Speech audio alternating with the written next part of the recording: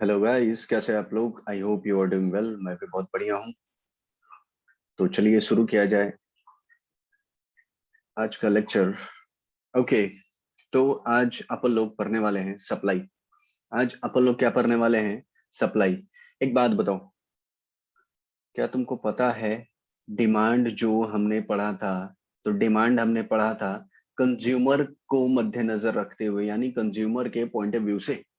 But अपन लोग जब supply पढ़ेंगे तो अपन लोग सप्लाई पढ़ेंगे एक सप्लायर के पॉइंट ऑफ व्यू से। अपन लोग जो सप्लाई पढ़ने वाले हैं चैप्टर, वो पढ़ेंगे एक सप्लायर के पॉइंट ऑफ व्यू से। ठीक है, तो कंटिन्यू करते हैं। देखो, एक बात बताओ, डिमांड के डेफिनेशन में कुछ कीवर्ड्स थे। जैसे डिमांड का डेफिनेशन में, डिमांड के डेफिनेशन में कुछ कीवर्ड्स क्या थे? सबसे पहला कि डिमांड रेफर्स टू, डिमांड क्या रेफर करता है? Demand refers to the quantity of goods and service. Demand refers to the quantity of goods and service that consumer are willing and able to purchase. That consumer are willing and able to purchase. एक बात बताओ, जब अपन लोगों ने demand का definition पढ़ा था तो उसमें पढ़ा था कि डिमांड कैसे क्रिएट होता है। तो डिमांड क्रिएट होने के लिए सबसे पहले क्या चाहिए होता है? डिजायर। क्या चाहिए होता है? डिजायर। ठीक है, डिजायर के साथ क्या चाहिए होता है? Ability to purchase. Ability to purchase होना चाहिए। And third, willingness to spend. पहला था डिजायर होना चाहिए, दूसरा उस डिजायर को फुलफिल करने के लिए पैसे भी तो होने चाहिए। यानी आपके पास मीन्स यानी साधन होने चाहिए। आपके पास डिजायर भी, आपके पास साधन भी है, तो आपको उस पैसे को खर्च करने के लिए विलिंगनेस होना चाहिए ना आपके पास।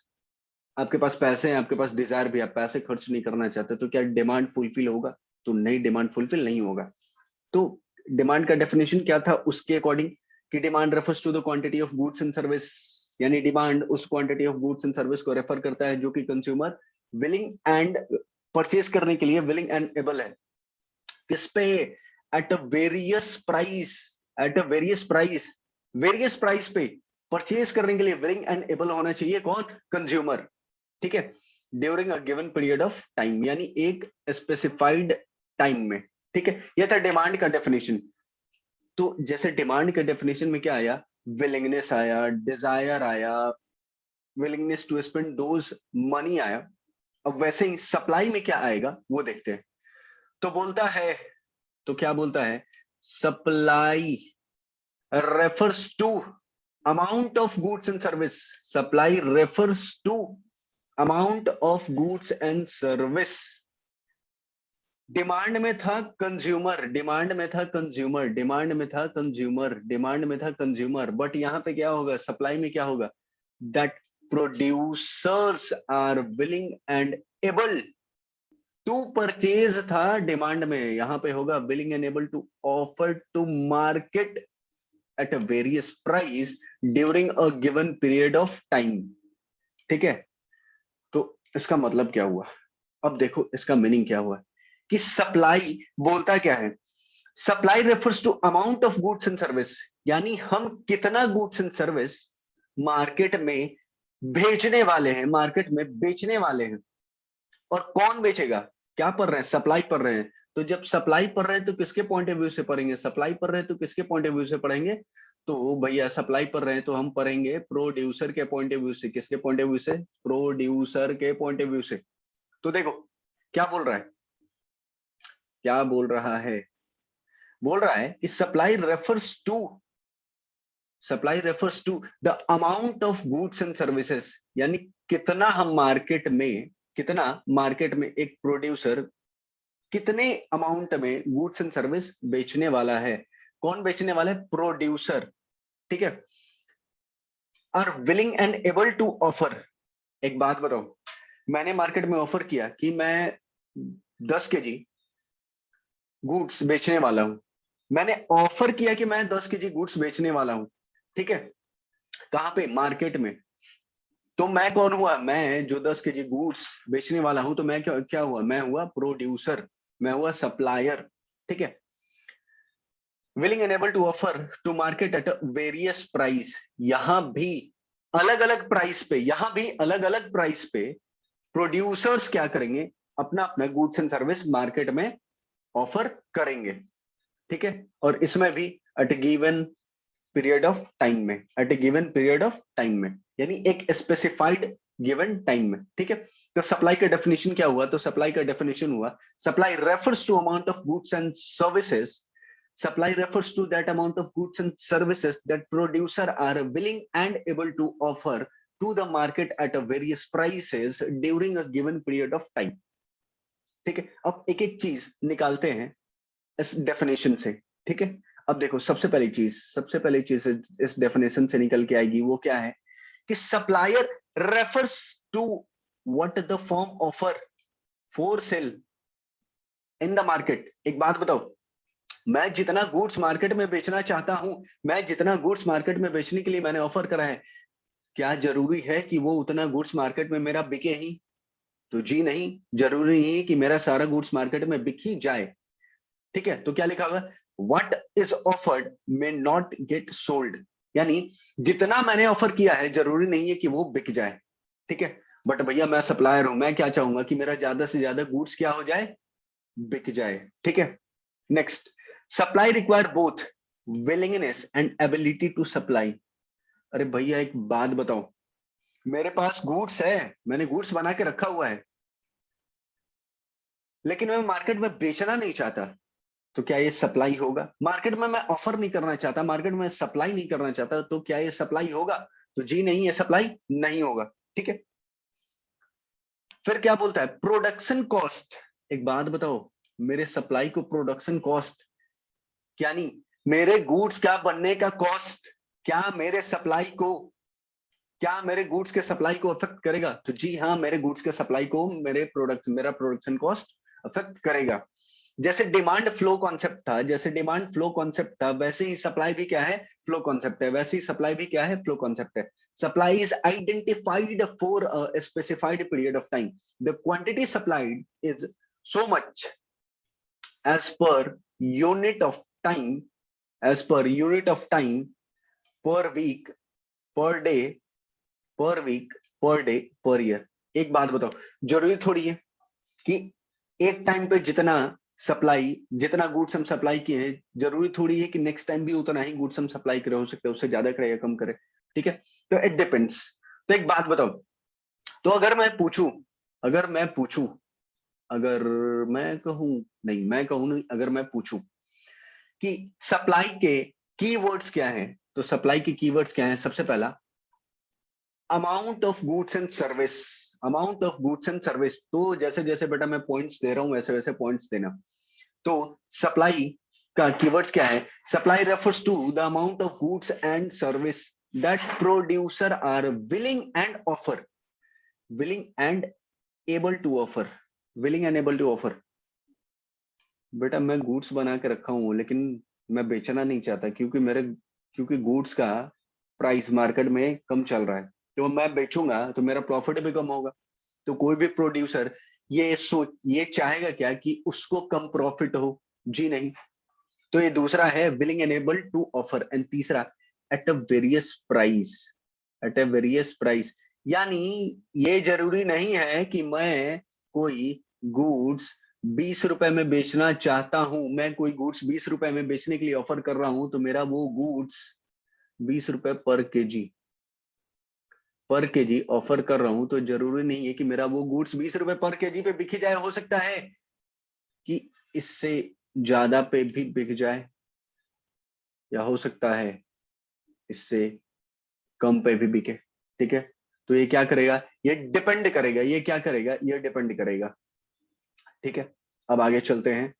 ये तो हो गया अपना सप्लाई का डेफिनेशन। तो एक बार फिर से रिपीट करा दूं सप्लाई का डेफिनेशन। तो सप्लाई का डेफिनेशन क्या था? Supply refers to the amount of goods and service that producer are willing and able to offer to a market, offer to a market at a various price during a given period of time. और supply का important keyword क्या था? What supplier offer for sale, या what firm offer for sale. जरूरी नहीं कि जितना हम ऑफर कर रहे हैं उतना मेरा गुड्स बिक ही जाए। एंड सेकंड, सप्लाई करने के लिए भी विलिंगनेस एंड एबिलिटी चाहिए, सप्लाई करने के लिए भी विलिंगनेस एंड एबिलिटी चाहिए। एंड थर्ड, वेरियस प्राइस पे होना चाहिए। मेरा प्रोडक्शन कॉस्ट भी मेरे सप्लाई को अफेक्ट करेगा। सप्लाई क्या है? सप्लाई है फ्लो कॉन्सेप्ट, जैसे डिमांड था फ्लो कॉन्सेप्ट, ठीक है।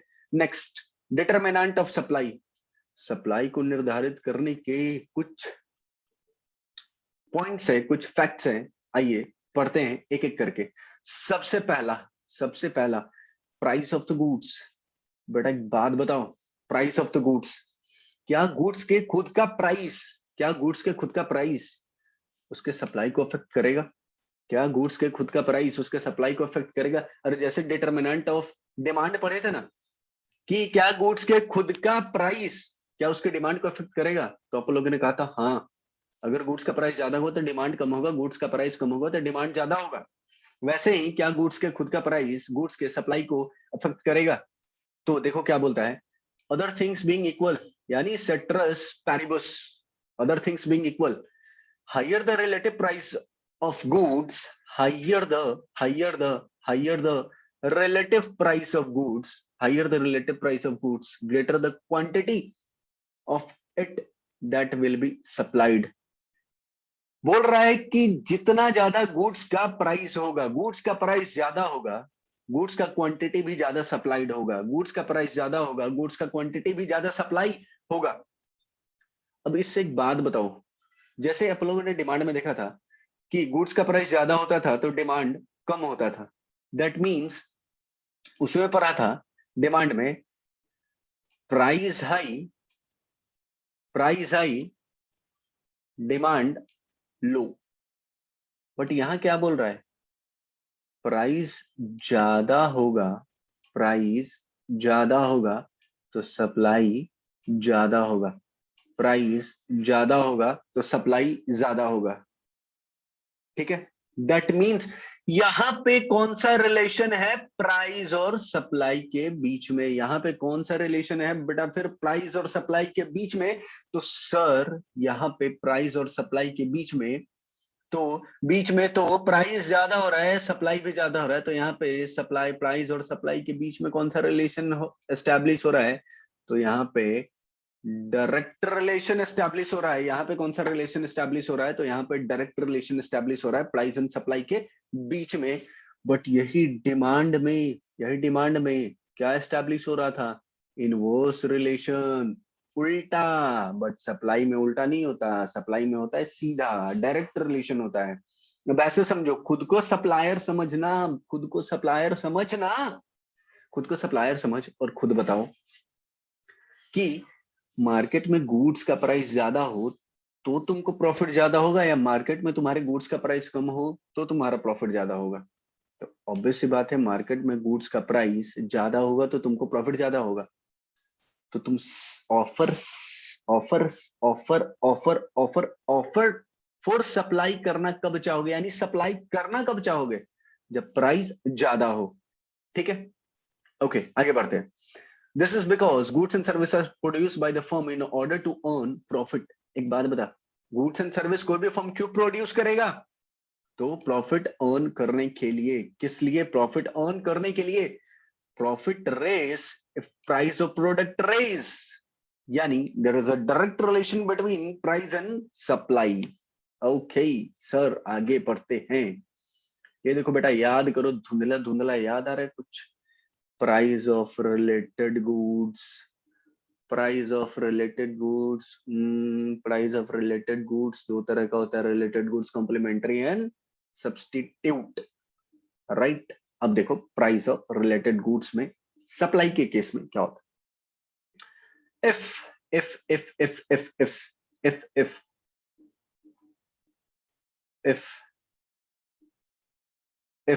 अगर मैं कहूं हाँ जी, तो मैं क्या कह रहा हूं, तो क्या बोलता है प्राइस ऑफ रिलेटेड गुड्स? देखो बोलता क्या है, if the price of other goods rise, अगर दूसरे गुड्स का प्राइस बढ़ जाता है तो they become relatively more profitable to firm to produce and sell than the goods in the question. एक बात बताओ, ऐसा समझो कि अगर चावल का प्राइस बढ़ जाए, तो फार्मर लोग जो होंगे, क्या वो अभी भी व्हीट और अदर क्रॉप्स प्रोड्यूस करना पसंद करेंगे क्या? नहीं, वाई? क्योंकि चावल का प्राइस क्या हो गया है, बाकी सारे क्रॉप्स के कंपैरिजन में ज्यादा हो गया है। तो फार्मर क्या चाहेंगे, they want to produce more rice paddy as compare to other crops. ठीक है, यानी वो क्या करेंगे, फार्मर शिफ्ट कर देंगे। फार्मर क्या कर देंगे, शिफ्ट कर देंगे। क्या फार्मर शिफ्ट करेंगे प्रोडक्शन, कहां से, फार्मर प्रोडक्शन शिफ्ट करेंगे अदर क्रॉप से पेडी पे, शिफ्ट होंगे अदर क्रॉप से पेडी पे। तो देखो क्या बोलता है, if the price of the other goods raise they become relatively more profitable। एक बात बताओ, प्राइस अगर बढ़ जाए वीट का तो वो ज्यादा प्रॉफिटेबल होगा ना अदर गुड्स के कंपैरिजन में। तो अगर अदर गुड्स के कंपैरिजन में जब रिलेटेड गुड्स का प्राइस बढ़ गया, तो हम क्यों ना वही गुड्स प्रोड्यूस करें जिसका प्राइस बढ़ा है, और ज्यादा मार्केट में क्या करेंगे, सेल भी करेंगे। where a seller can get a higher price of goods where a seller can get a higher price of goods producing and sell it become more profitable। अगर ऐसा समझो, अरे तुम खुद समझो ना कि तुम क्या हो, सेलर हो, तुम क्या हो, सेलर हो, तुम प्रोड्यूसर हो, ऐसा समझो तुम प्रोड्यूसर हो। तुम अपना गुड्स ज्यादा से ज्यादा प्रोड्यूस करना, तुम अपना गुड्स ज्यादा से ज्यादा सेल करना कब चाहोगे, सप्लाई करना कब चाहोगे, जब तुम्हारे गुड्स का प्राइस ज्यादा हो, क्योंकि तुमको उस टाइम प्रॉफिट भी ज्यादा होगा। Producer will allocate more resources, producer will allocate more resources toward its production even by drawing resources from other goods they produce। क्या बोल रहा है कि प्रोड्यूसर जो है वो उस गुड्स के प्रोडक्शन, उस गुड्स का प्रोडक्शन करने के लिए ज्यादा से ज्यादा रिसोर्स एलोकेट करेगा एज कंपेयर कि जिस गुड से उसको प्रॉफिट कम हो रहा है। ठीक है, ओके। एक बात बताओ, एक बात बताओ आप लोग, एक बात बताओ आप लोग, अगर देखो चाय एंड कॉफी कॉम्प्लीमेंट्री गुड्स है, जी हाँ सर कॉम्प्लीमेंट्री गुड्स है। अगर चाय का प्राइस बढ़ जाए एज कंपेयर टू कॉफी, अगर चाय का प्राइस बढ़ जाए एज कंपेयर टू कॉफी, तो तुम खुद सोचो प्रोड्यूसर के, अरे तुम समझो कि तुम्हारा चाय का दुकान है, चाय का दुकान है, तुम खुद सोचो तुम्हारा कॉफी का दुकान है, ऐसा समझो कॉफी का दुकान है, चाय कॉफी तुम दोनों बनाते हो। ठीक है, एग्जाम्पल में लेते हैं, आप चाय कॉफी दोनों बनाते हैं। एक बात बताओ, अगर चाय का प्राइस बढ़ जाए तो तुम अभी भी कॉफी ज्यादा बेचोगे या क्या चाहोगे कि चाय ज्यादा बेचे? ऑब्वियस सी बात है, तुम क्या चाहोगे, चाय ज्यादा बेचे। क्यों? क्योंकि उसमें प्रॉफिट ज्यादा है, उसका प्राइस बढ़ चुका है, तो उसको ज्यादा प्रोड्यूस करेंगे। ठीक है, तो प्रॉफिट भी ज्यादा होगा। अब समझो सब्सटीट्यूट गुड्स के केस में ये कॉम्प्लीमेंट्री था, सॉरी ये सब्सटीट्यूट था, चाय एंड कॉफी सब्सटीट्यूट होता है एक दूसरे का। तो सब्सटीट्यूट के केस में क्या था, अगर चाय का प्राइस बढ़ गया तो सप्लायर जो है वो ऑलवेज चाहेगा कि वो चाय का सप्लाई भी बढ़ा दे। But in case of complementary goods case में, अब देखो कार एंड पेट्रोल, ये क्या है, कॉम्प्लीमेंट्री गुड्स, यानी एक दूसरे का पूरक।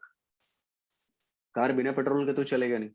अब एक बात बताओ, पेट्रोल का प्राइस बढ़ रहा है, पेट्रोल का प्राइस बढ़ रहा है, तो कार मैन्युफैक्चरिंग कंपनी क्या चाहेगी कि यार पेट्रोल का प्राइस तो बढ़ रहा है, तो क्यों ना हम ज्यादा कार प्रोड्यूस करें। वाई? क्योंकि प्रॉफिट तो ज्यादा होगा बेचेंगे तो। ठीक है, तो वो क्या चाहेगी, ज्यादा से ज्यादा प्रोडक्शन करे, क्योंकि ज्यादा से ज्यादा प्रॉफिट जनरेट कर सकेंगे। ठीक है, अब आगे बढ़ते हैं। नेक्स्ट, थर्ड क्या है, थर्ड क्या है, थर्ड क्या है, थर्ड क्या है, थर्ड क्या है, price of factor of production.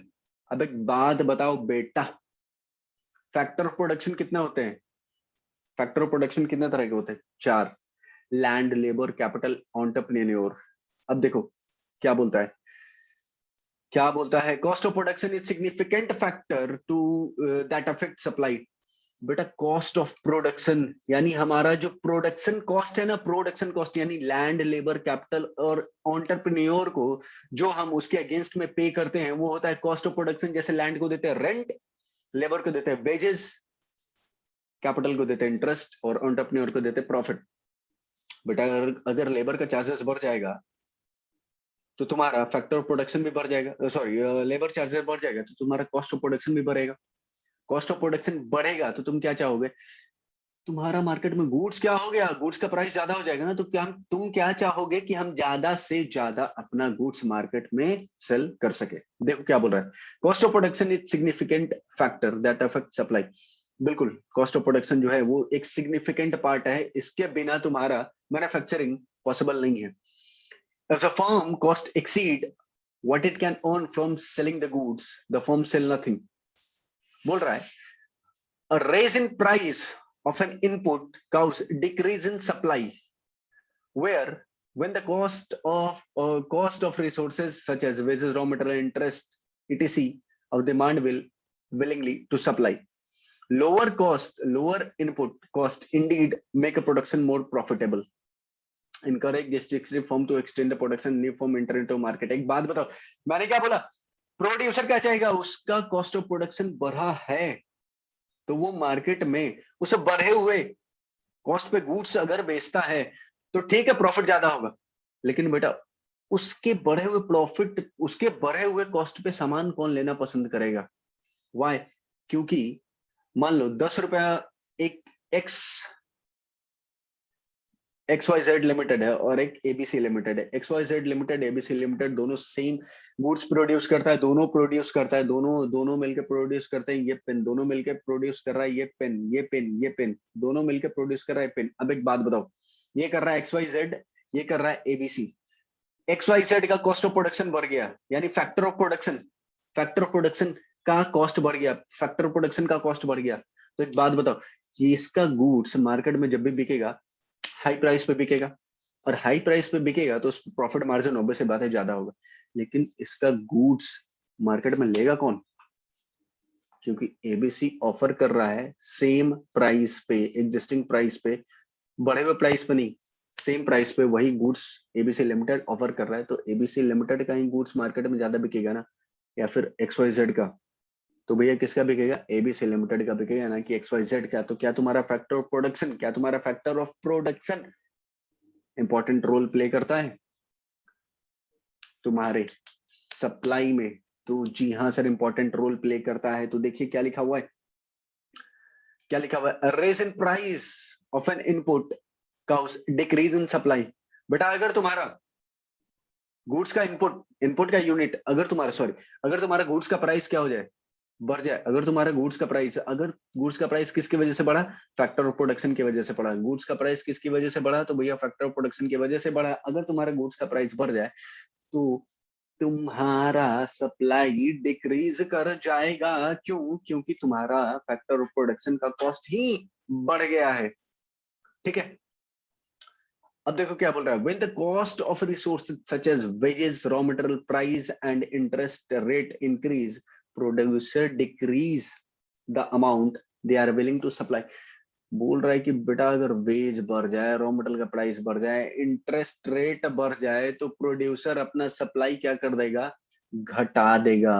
मजबूरी है उसका घटाना, क्योंकि सेम प्राइस पे, एग्जिस्टिंग प्राइस पे कोई और उसको ऑफर कर रहा है।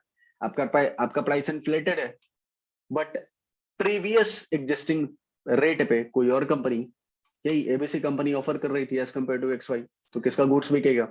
ऑब्वियस सी बात है, किसका गुड्स बिकेगा? तो एबीसी कंपनी का गुड्स बिकेगा।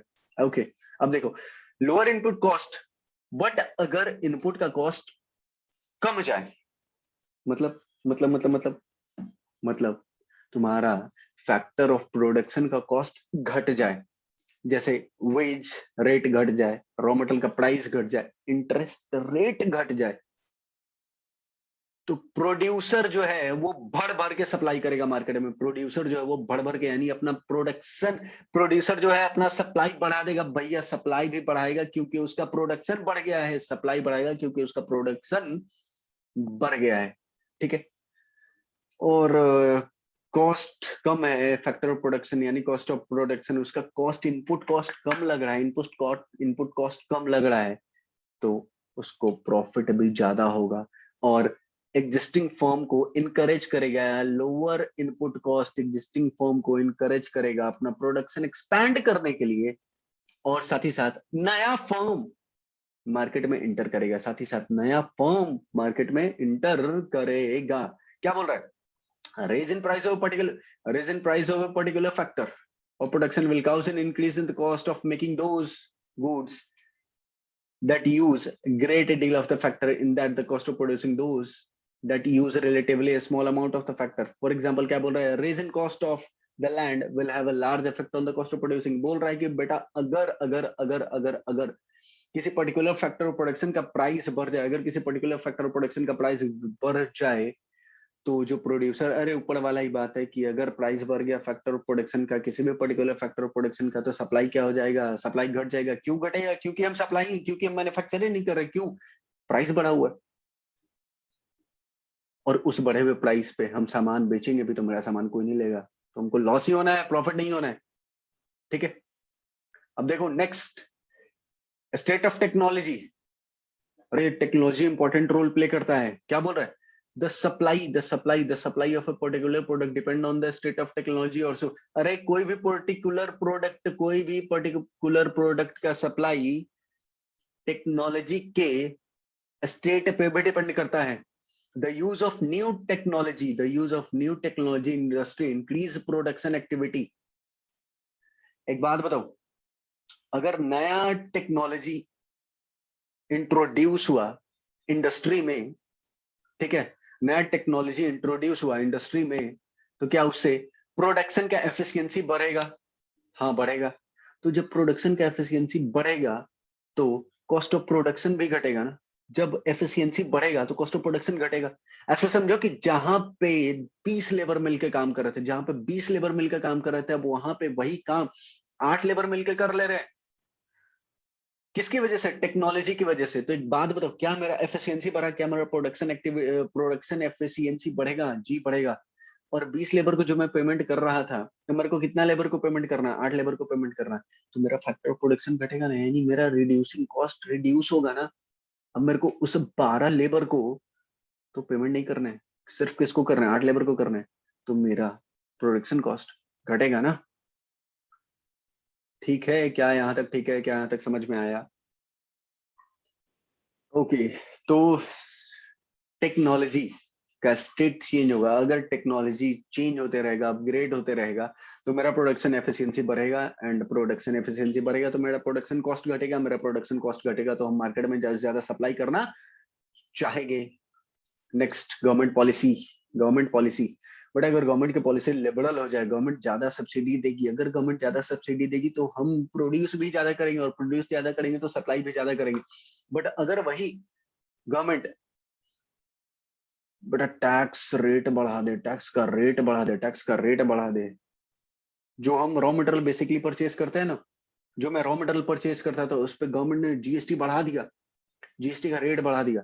तो जीएसटी का रेट बढ़ा दिया तो मैं खरीदूंगा भी कम, खरीदूंगा कम तो प्रोड्यूस भी कम करूंगा, प्रोड्यूस कम करूंगा तो सप्लाई भी कम करूंगा। ठीक है, बट अगर वही मेरे को सब्सिडी मिल रहा है, अगर गवर्नमेंट के साइड से हमको छूट मिल रहा है, सब्सिडी मिल रहा है, तो सब्सिडी मिल रहा है तो हम ज्यादा प्रोड्यूस करना चाहेंगे। सब्सिडी मिलेगा तो ज्यादा प्रोड्यूस करना चाहेंगे, ज्यादा प्रोड्यूस करेंगे तो सप्लाई भी मार्केट में मेरा ज्यादा होगा। ठीक है, subsidy. Okay, next, nature of competition, industry size. बेटा नेचर ऑफ कंपटीशन, कंपटीशन का नेचर भी एंड इंडस्ट्री का साइज भी तुम्हारे सप्लाई को डिटरमाइन करेगा। जैसे under competitive condition, competitive market के केस में supply will be more. Competitive condition के, कंपिटेटिव मार्केट में सप्लाई ज्यादा होता है as compare to monopoly condition. Competitive market में ज्यादा सप्लाई होता है as compare to monopoly market. ठीक है, क्योंकि कंपिटेटिव मार्केट में ऑप्शन है तुम्हारे पास, तुम क्या क्या बेच सकते हो। अब देखो, एक्सपेक्टेशन यानी choice of the firm, choice of firm in respect of selling the product now or later depend on expectation of future price। एक बात बताओ, फ्यूचर प्राइस को देखते हुए क्या तुम अपना सप्लाई, क्या तुम्हारा सप्लाई फ्यूचर प्राइस को देखते हुए सप्लाई उस फ्यूचर प्राइस पे डिपेंड करता है? जी हाँ करता है। अगर seller compare current price with future price, अगर सेलर करंट प्राइस को फ्यूचर प्राइस के साथ कंपेयर करे तो उसको पता चल जाएगा, अगर सप्लाई, अगर करंट प्राइस, अगर फ्यूचर प्राइस इंक्रीज हो रहा है, अगर फ्यूचर प्राइस इंक्रीज हो रहा है तो सप्लाई रिड्यूस होगा। अगर फ्यूचर प्राइस फॉल कर रहा है तो सप्लाई ज्यादा करेगा। आज देख रहा है कि फ्यूचर में गुड्स का प्राइस बढ़ने वाला है तो आज हम ज्यादा सप्लाई करेंगे। ताकि ज्यादा प्रॉफिट कमा सके। बट अगर लग रहा है कि फ्यूचर में गुड्स का प्राइस घटने वाला है, तो बेटा आज हम ज्यादा सप्लाई नहीं करने वाले, हम अब सप्लाई करेंगे फ्यूचर में, क्योंकि प्रॉफिट ज्यादा होगा फ्यूचर में। Okay, number of seller, but अगर नंबर ऑफ सेलर ज्यादा होंगे तो क्या होगा? If there is a large number of firm in the market, supply will more. और जितना ज्यादा फर्म होगा उतना ज्यादा सप्लाई होगा ना, जितना ज्यादा फर्म होगा उतना ज्यादा सप्लाई होगा। Beside entry of new firm either domestic or foreign cause the industry supply curve shift rightward। बोल रहा है नए फर्म के इंटर होने की वजह से, मार्केट में नए फर्म के इंटर होने की वजह से सप्लाई का कर्व जो होता है ना, सप्लाई का कर्व जो होता है ना, वो राइटवर्ड शिफ्ट होता है, वो राइटवर्ड शिफ्ट होता है। एंड नेक्स्ट है अदर फैक्टर। अदर फैक्टर में क्या क्या आता है? Government and industrial policies, firm का goal, infrastructural facility, nature of factor, weather, flood, earthquake, ये सब आता है। ठीक है, तो ये था हमारा डिटरमिनेंट ऑफ सप्लाई, यानी कितने तरीकों से तुम अपने सप्लाई को डिटरमाइन कर सकते हो। नेक्स्ट अपन लोग पढ़ेंगे, और आज ही पढ़ेंगे, लॉ ऑफ सप्लाई। क्या पढ़ेंगे? आज ही लॉ ऑफ सप्लाई, यानी लॉ ऑफ सप्लाई कहता क्या है, लॉ ऑफ सप्लाई कहता क्या है। देखो लॉ ऑफ सप्लाई क्या कहता है? लॉ ऑफ सप्लाई कहता है supply refers to relationship, supply refers to relationship of quantity supplied of a goods with one or more related variable which have an influence by supply of goods. Normally supply is related with price, normally generally supply is related with price। ठीक है, supply किससे related होगा? Price से related होगा always. Other factor तो होंगे ही, लेकिन other factor को अभी मैं कंसिडर नहीं करूंगा। जहां पे लॉ है वहां पे एक्सेप्शन है, लॉ है तो एक्सेप्शन है, एक्सेप्शन में पढ़ेंगे अदर फैक्टर के बारे में। लेकिन लॉ में पढ़ेंगे सिर्फ और सिर्फ जिन चीजों के बीच में रिलेशन स्टैब्लिश कर रहे हैं उसके बारे में पढ़ने वाले हैं। तो सबसे पहले देखो लॉ ऑफ सप्लाई कहता क्या है। सबसे पहले देखो लॉ ऑफ सप्लाई क्या कहता है। लॉ ऑफ सप्लाई क्या कहता है? Other things remains constant. अरे यार दिल जीत लेता है ये चीज, अदर थिंग्स रिमेनिंग कांस्टेंट या अदर थिंग्स बीइंग कांस्टेंट, या फिर इसको बोलेंगे सेटरस पैरिबस। मतलब सर, मतलब बेटा, मतलब कंज्यूमर के इनकम को साइड में रखो, रिलेटेड गुड्स को साइड में रखो, एक्सपेक्टेशन को साइड में रखो, नेचर को साइड में रखो, यानी सारी चीजों को साइड में रखो, सिर्फ एक चीज को छोड़ के। और वो चीज क्या है? और वो चीज क्या है? प्राइस। और वो चीज क्या है? प्राइस। यानी लॉ ऑफ सप्लाई किसके बीच रिलेशन एस्टैब्लिश करेगा? लॉ ऑफ सप्लाई में किन किन चीजों के बीच में रिलेशन एस्टैब्लिश होगा? तो लॉ ऑफ सप्लाई में दो चीजों के बीच में रिलेशन एस्टैब्लिश होगा। सबसे पहला सप्लाई, दूसरा प्राइस। प्राइस और सप्लाई के बीच में रिलेशन एस्टैब्लिश होगा। अब एक बात बताओ, क्या बोल रहा है? अदर थिंग्स रिमेनिंग कांस्टेंट, यानी बाकी सारी चीजों को कांस्टेंट रखने के बाद quality of goods produced and offer for cell, quality of goods quantity of goods produced and offer for sell will increase, बढ़ेगा कब? जब price of the goods rise, decrease as price falls. मतलब मैंने अभी कुछ देर पहले बताया था ऊपर में, आई थिंक आपको याद होना चाहिए। ऊपर में मैंने बताया था ऊपर में मैंने ये बताया था कि प्राइस और सप्लाई के बीच में डायरेक्ट रिलेशन होता है। प्राइस बढ़ेगा, सप्लाई बढ़ेगा, प्राइस बढ़ेगा, सप्लाई बढ़ेगा, प्राइस घटेगा, सप्लाई घटेगा। यानी एक चीज और बोलूं कि प्राइस और सप्लाई के बीच में पॉजिटिव रिलेशन है। बोल सकते हैं एक बढ़ रहा है दूसरा भी बढ़ रहा है, एक घट रहा है दूसरा भी घट रहा है। तो सप्लाई और प्राइस के बीच में कौन सा रिलेशन है? तो भैया सप्लाई और प्राइस के बीच में पॉजिटिव रिलेशन है। कौन सा रिलेशन है? पॉजिटिव रिलेशन है। तो क्या बोलता है law of supply? Other things being constant या अदर थिंग्स रिमेनिंग कांस्टेंट या फिर सेटरस paribus, the quantity of goods produce or offer for sell, the quantity of goods produce, अरे मैं कितना क्वांटिटी प्रोड्यूस करना चाहता हूं, या फिर मैं कितना क्वांटिटी ऑफर करना चाहता हूं सेल के लिए। वो किस चीज के ऊपर डिपेंड करेगा, वो प्राइस के ऊपर डिपेंड करेगा कि अगर प्राइस ज्यादा है तो मैं ऑफर भी ज्यादा करूंगा, प्रोड्यूस भी ज्यादा करूंगा, अगर प्राइस कम है तो मैं ऑफर भी कम करूंगा और प्रोड्यूस भी कम करूंगा, राइट।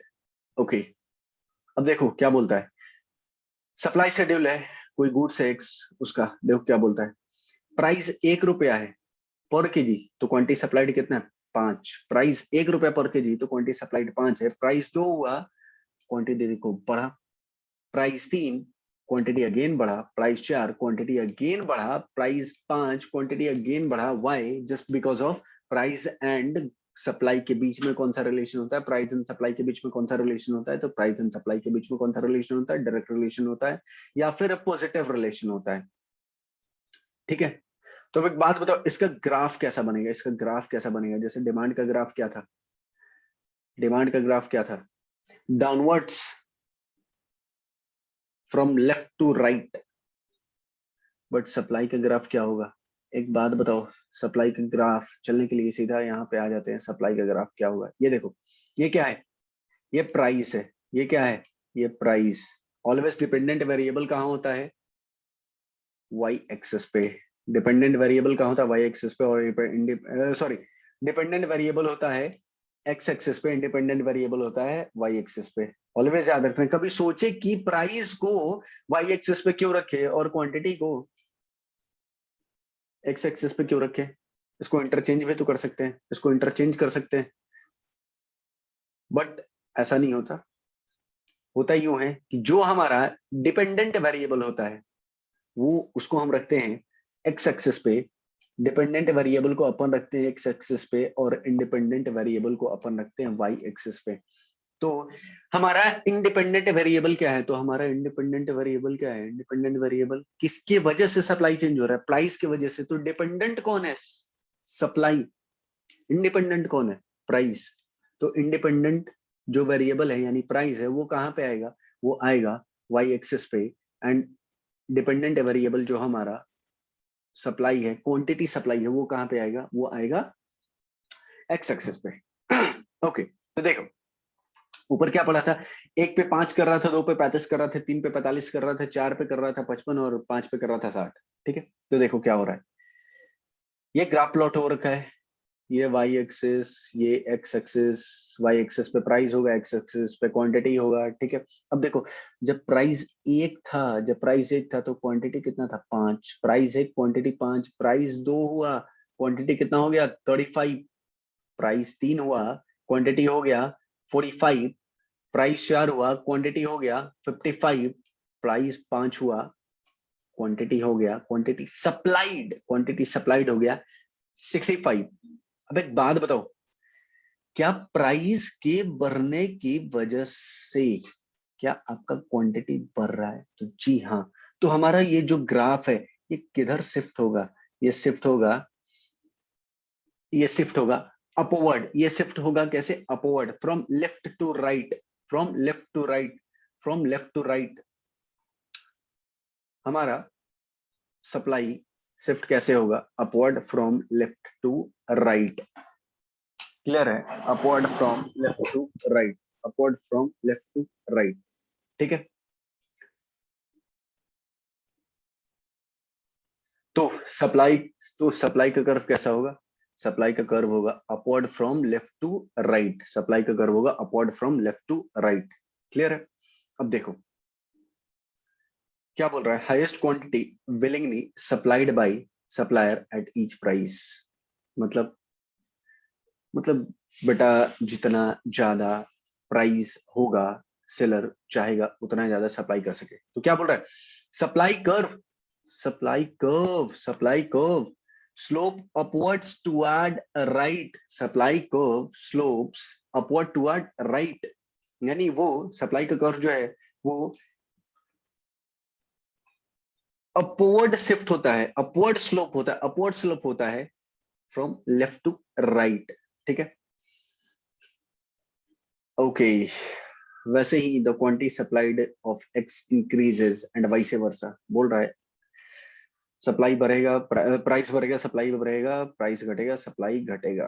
अब एक चीज, अब एक चीज, हाँ मेरे को दो चीज और बताना है, सबसे पहला व्हाट इज सप्लाई शेड्यूल। जैसे डिमांड शेड्यूल क्या होता था, व्हाट इज डिमांड शेड्यूल, आपको याद होना चाहिए। तो सब डिमांड शेड्यूल था, it's a tabular presentation of law of demand. वैसे सप्लाई शेड्यूल क्या होगा, supply schedule is a tabular representation of law of supply. यानी लॉ ऑफ सप्लाई का टेबुलर रिप्रेजेंटेशन ही क्या कहता है, क्या कहलाता है, सप्लाई शेड्यूल कहलाता है। एंड इसी टेबल को अगर अपन लोग ग्राफ पे प्लॉट कर देते हैं तो वो क्या कहलाएगा, ग्राफिकल रिप्रेजेंटेशन ऑफ सप्लाई। यानी उसको सिंपली अगर मैं बोलूं, इन सिंपलेस्ट वे में बोलूं तो उसको क्या बोलूंगा, सप्लाई कर्व। यानी उस सप्लाई शेड्यूल, वो जो सप्लाई शेड्यूल है उसको अगर हम ग्राफ पे प्लॉट कर दे तो वही क्या कहलाएगा, सप्लाई कर्व कहलाएगा। ठीक है, तो आज अपन लोगों ने क्या पढ़ा, व्हाट इज सप्लाई, फिर determinant of supply and then law of supply. ठीक है, नेक्स्ट डे मैं कवर करूंगा मूवमेंट ऑन सप्लाई कर्व, यानी इंक्रीज और decrease in the supplied quantity. Movement पढ़ेंगे, शिफ्ट पढ़ेंगे, मूवमेंट पढ़ेंगे एंड शिफ्ट पढ़ेंगे। फिर अपन लोग पढ़ेंगे इलास्टिसिटी, फिर अपन लोग पढ़ेंगे सप्लाई, इलास्टिसिटी ऑफ सप्लाई जैसे अपन लोगों ने पढ़ा था उसमें डिमांड में इलास्टिसिटी ऑफ डिमांड। फिर पढ़ेंगे टाइप्स ऑफ सप्लाई इलास्टिसिटी, जैसे डिमांड इलास्टिसिटी आपने पढ़ा था, डिमांड इलास्टिसिटी 5 तरह का होता था, वैसे ही सप्लाई इलास्टिसिटी भी 5 तरह का होता है, वो पढ़ेंगे। फिर पढ़ेंगे measurement of supply elasticity and then determinant of elasticity of supply and then जाके अपना चैप्टर हो जाएगा खत्म। फिर एक इक्विलिब्रियम प्राइस का कॉन्सेप्ट है, उसके बाद बचे हुए जो भी छोटे मोटे टॉपिक्स हैं इसमें आप लोग कवर करेंगे नेक्स्ट पार्ट में। तो तब तक के लिए tata bye bye, see you guys tomorrow, take care.